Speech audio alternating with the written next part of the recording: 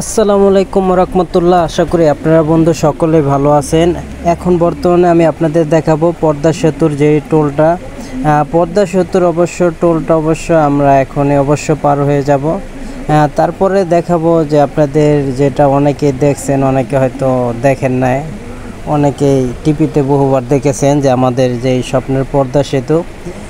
তা আমরা বর্তমানে আপনার গাড়ি দিয়ে যাতায়াত করি, আগে করতাম লঞ্চ দিয়ে। তা এখন বর্তমানে যে আমাদের সরকার যে সুযোগ সুবিধা দিয়েছে, দেখছেন রাস্তাঘাটে যে সুন্দর ভিউ,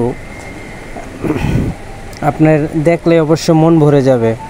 অনেকে আছে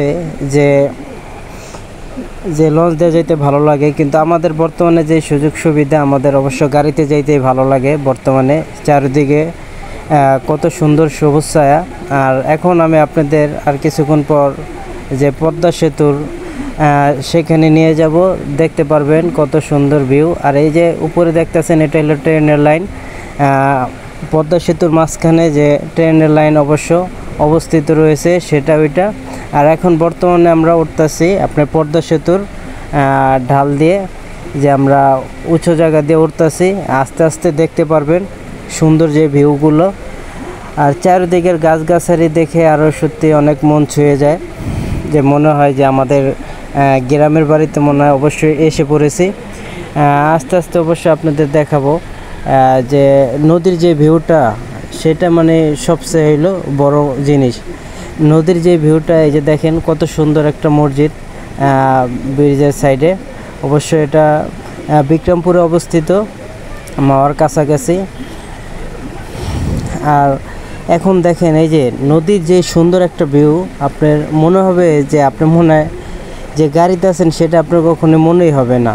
দেখছেন কত সুন্দর একটা ভিউ। আস্তে আস্তে আপনি যখন উপরে উঠবেন, মনে হবে যে আপনি মনে হয় প্লেনে আছেন, আর না হয়তো হেলিকপ্টারে আছেন। যারা অবশ্যই হেলিকপ্টারে উঠছেন বা প্লেনে উঠলে যে এত উঁচু জায়গা দেখা যায়, আমি কখনো অবশ্য প্লেনে উঠি না, ওঠার ইচ্ছা আছে, উপরওয়ালা যদি চায় কোনো দিন। দেখেন কত সুন্দর একটা ভিউ। মনে হবে না যে ভাই আপনি অবশ্য না হইলেও উড়োজাহাজ দিয়ে যাইতেছেন। তা আমার কাছে সত্যি সত্যি অনেক ভালো লাগে যখন আমরা পদ্মা সেতু দিয়ে যাই। সবাই যারা অবশ্য আমরা এখান দিয়ে যাতায়াত করি, অনেক দেশের অবশ্য যাতায়াতের জন্য অনেক সুযোগ সুবিধা হয়েছে।